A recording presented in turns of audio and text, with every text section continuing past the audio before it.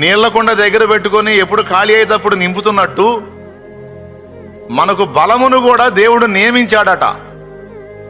ఎప్పుడు బలహీనత వస్తే, ఎప్పుడు బలహీన పడతాం, అప్పుడు నీకు తెలియకుండానే నీలో దేవుడు తన బలమును నింపుతా ఉంటాడట.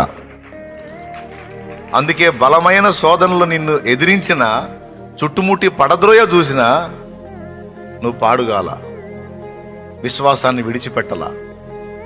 ఎవరికి వాళ్ళ మనస్సాక్షిని పరీక్షించుకోండి.